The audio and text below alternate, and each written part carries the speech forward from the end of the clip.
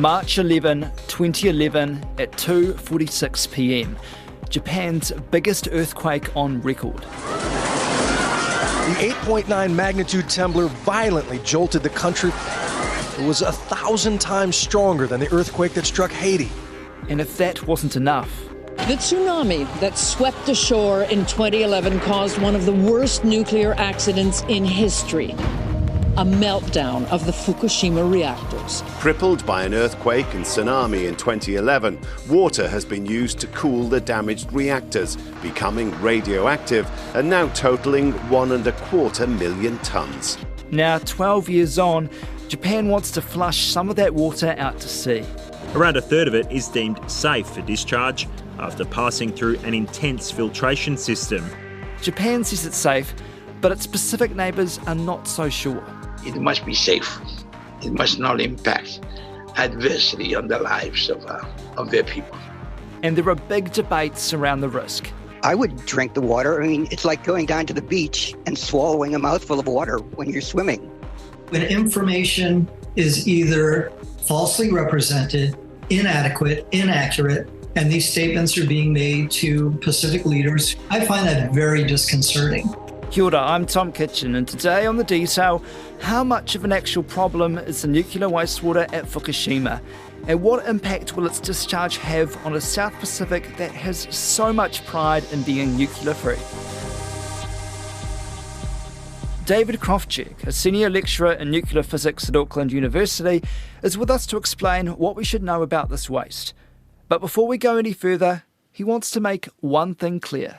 On my interviews, I get terrible headlines like "Scientist says he will drink radioactive water," or "Peter Parker is bitten by radioactive spider, becomes Spider-Man." No, the idea is I would drink the water if we have filtered out all of the radionuclei and diluted it. Then yes, I would drink the water. Would you go for a swim? I would go for a swim. Yes, I would.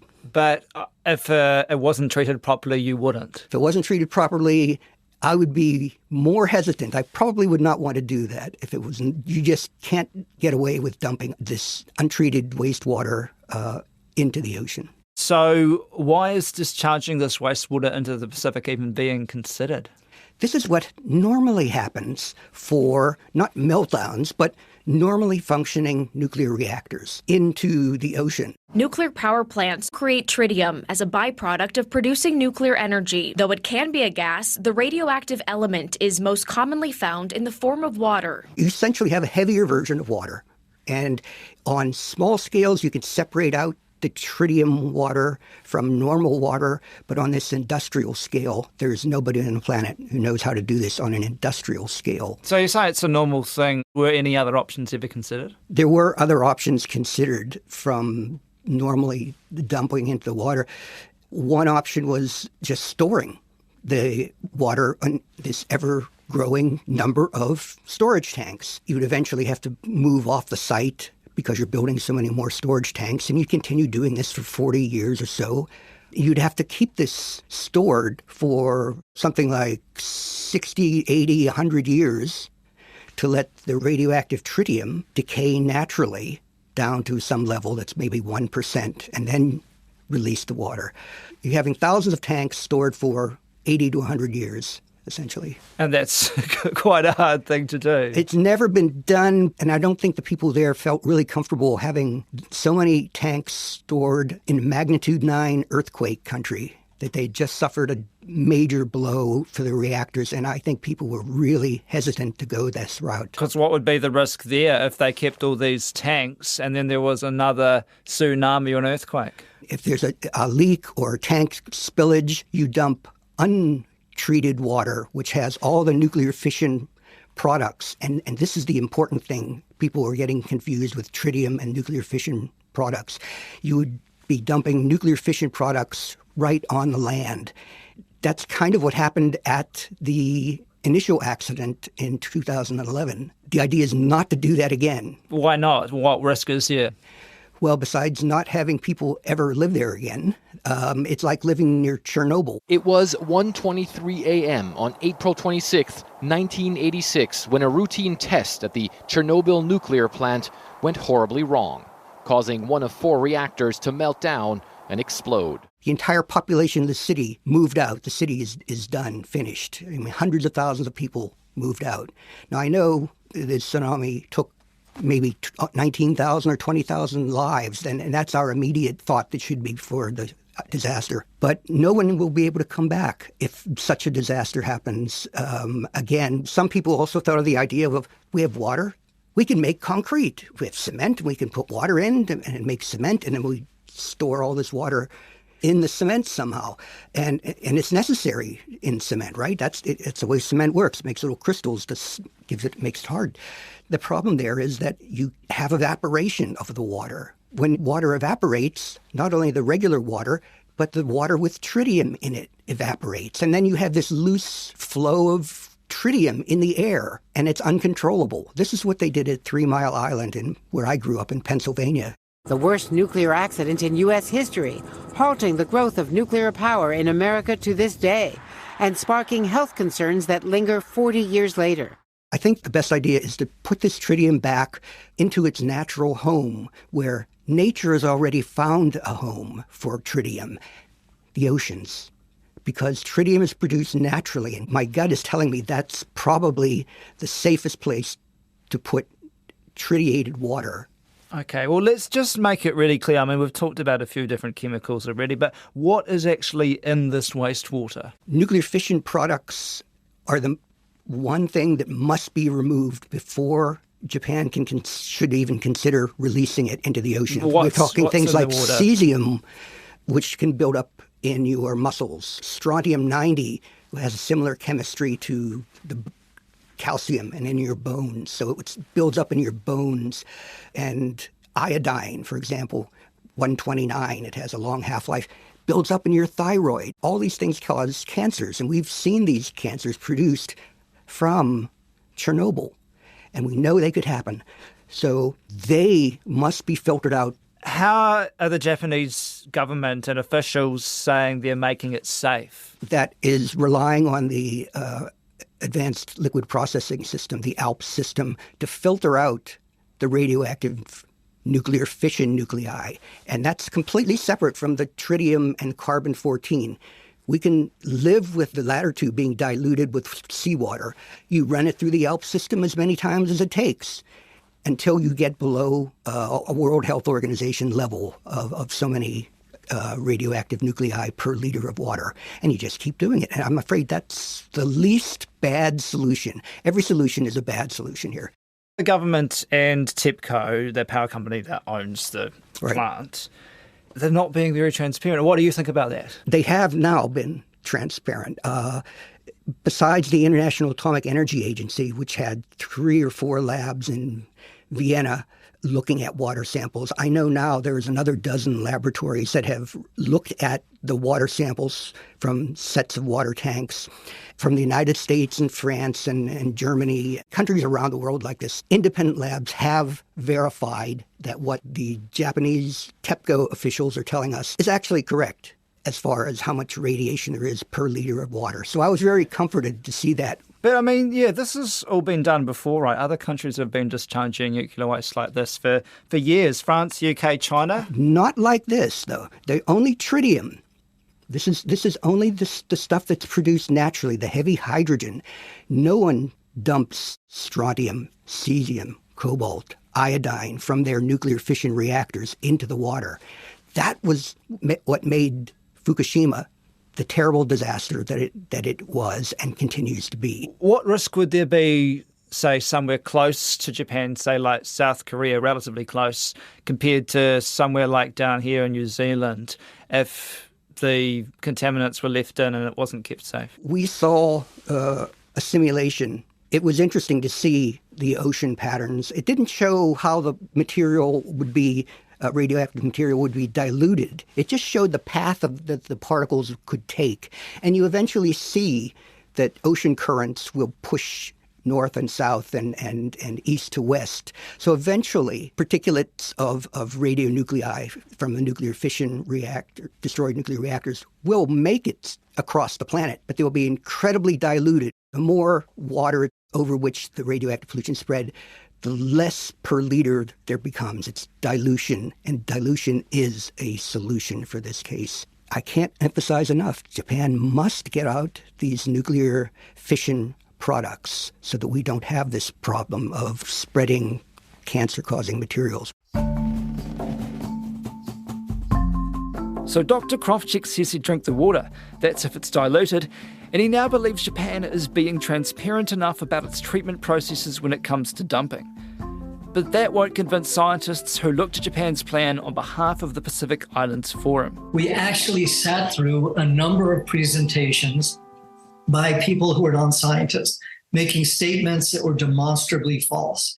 The concern across the Pacific has come from a range of community and church organisations, including the Pacific Conference of Churches, key regional fisheries organisations such as the Western and Central Pacific Fisheries Commission have expressed concern about possible safety or reputational impacts on regional fisheries, given its importance for Pacific economies. Journalist Nick McClellan is a Melbourne-based correspondent with Islands Business magazine. But the main regional organisation, the Pacific Islands Forum, has been especially critical and appointed an independent scientific panel to investigate safety issues around the proposed dumping of treated radioactive wastewater. Our concern is to ensure that if the discharge takes place, or when it takes place, that it is safe and poses no health risks. It was Henry Puna, wasn't it, who's the Secretary General? Yeah, the Pacific Island Forum has raised a whole range of concerns, and that's partly because of Japan's past history around nuclear issues. In previous decades, there's been proposals to dump high-level nuclear waste into the Marianas Trench in the northern Pacific. Pacific governments have long been critical of Japanese plans to transport plutonium MOX fuel through their exclusive economic zones and fisheries grounds. Many Pacific governments were angered by the lack of proper consultation before TEPCO and the Japanese government announced the ocean dumping plan in early 2021. One of the real concerns is about TEPCO, the Tokyo Electric Power Company, is choosing the cheapest and quickest way of resolving their storage problem with more than 1 million tonnes of contaminated wastewater stored at the Fukushima reactor site. There are other alternatives, but they're more costly. And already since the accident in 2011, more than 12 trillion yen has been spent on cleaning up the plant and decontaminating the site. That's more than $120 billion. But this work is going to go on for decades. And indeed, the ocean dumping project will continue for 30 or 40 years. So there's real concerns that Japanese cost-cutting will undercut the supposed claims of safety. The International Atomic Energy Agency has released a report saying there's a negligible risk of contamination, given that one radioactive isotope, tritium, is the only one that's supposed to be released after the treatment of the Fukushima water. But scientists will say that every increment of radiation dose produces an excess cancer risk. So the Pacific Islands Forum Scientific Panel has raised a series of issues around the quality of the sampling, the cost of the program over decades, the maintenance of safety sampling, and the fact that they really don't know whether Japan can maintain the quality that will stop other radioactive isotopes like cesium-137, strontium-190 and others being released into the ocean.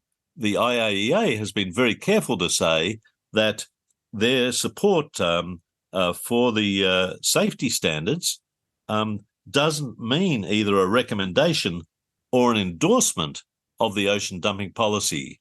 They say it meets IAEA safety standards, but they don't endorse Japan's ongoing plan to continue with this ocean dumping program. But, I mean, there's some people that are quite supportive of this, some nations in the Pacific that are supporting Japan's move to dump the waste as well. There have been a couple of occasions where senior leaders from the Pacific have said that Japan has pledged safety. Japan has been very active diplomatically and offering great packages of overseas development assistance to some island states.